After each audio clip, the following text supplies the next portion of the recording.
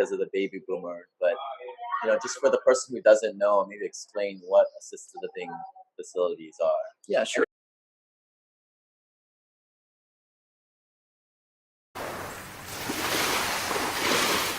There's some other terms also used too for it. Yeah, sure. So basically, just to kind of run you through the gamut of what this industry looks like, there's independent living, which is basically apartments for seniors, 55 and up. Although most people in them are probably 85 years old, not 55, but 55 is generally the minimum age. Then there's assisted living. Assisted living are for people that need a little extra care. So there's something called ADLs, activities of daily living. And when people need help with those activities, those would be things like grooming, feeding, medication, showering, things like that.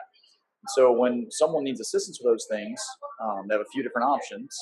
One of the most common is going into assisted living, in which case there's 24-hour staff to help them with whatever their needs are throughout the day.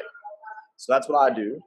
And then from there, you also have what's called memory care or Alzheimer's care. And what that is when people have dementia, that's a higher level of care. Yeah, it's a lot of times people that with memory loss have assisted living needs, but they also have cognitive needs as well. So they may be physically in perfect condition, but they may not be aware of time and space. They may not remember you. They may wake up every day not remembering what happened the day before.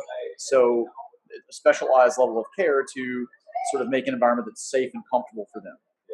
And then beyond that, you have what's known as skilled nursing or SNF.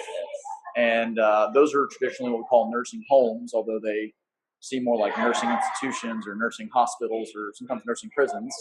And so basically those are kind of the various levels of care that you have in this space. Right. And assisted living is like, you don't need that. You need some kind of specialization and you need that technical staff, but it's a lot less regulation than the SNFs or the Correct. other. Yeah, I mean, the highest level of regulation as far as that goes would be the nursing facilities. And then assisted living is regulated, but it's not regulated federally. So nursing homes are often regulated at the federal level. There's state rules as well. Assisted livings are state by state. So essentially, Texas would have different rules than, say, Hawaii, for example. So what that does is it means that you can find places where the states are open and welcome to the idea that they know they need to have this population that has this need. And so they try to make the rules that allow seniors to be safe, but also that are business friendly to allow ease of businesses to open to fill that need. Some states, for whatever reason, even though they have the need, they make it very difficult to get into space. And the downside of that is it raises prices and also keeps people from bringing on the necessary inventory to ensure that people get the care they need. Right. And one of the tricky things about this is getting set up. You need to go through the state and get all the permits. Sure. Yeah, there's a licensing process. So generally, like with any business, you've got to make the fire marshal happy. And then, of course, you also have generally like a health agency with the state, which will then certify your business, give you a license. And that license usually lasts for a year, 2 years, depending on the state, with sometimes random visits or annually scheduled visits every so often. Right.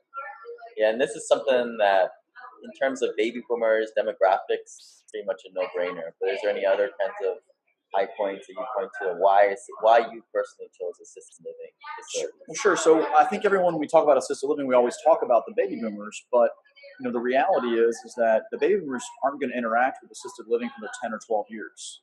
The oldest baby boomer right now is basically 72, 73 years old. The average age in assisted living might be 85. So there certainly are baby boomers in assisted living, but they're not the predominant demographic. So the baby boomers are really an interesting trend that's coming, but really isn't happening currently. The end is actually starting to retire. Correct. They're starting to interact maybe some independent living products, or they're living at golf communities or senior communities. Maybe they're downsizing from a 4,500 square foot house or a 3,000 square foot house to maybe an urban condo. So you're starting to see all these things that are starting to change with cities and communities like Phoenix and Florida, where you have a lot of retirees coming in. So they're definitely impacting things. So the baby boomers are certainly a big part of this space, and it's something people want to talk about. But the thing that I really love about the business is I get a chance every day to wake up and help people. And I've been in other businesses before where I know that I was helping people, but maybe they didn't feel that way.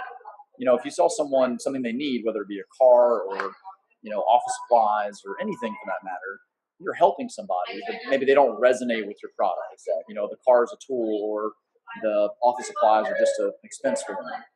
With this, we get people every day that are coming in and saying, hey, my mom or dad or my spouse has been struggling in this other environment. Your environment's so much better, and you were able to solve a problem. You know, for the first time now, I can go on vacation because I don't worry about mom or dad's care. And that's amazing. I mean, I've had people that have come to me and said, I haven't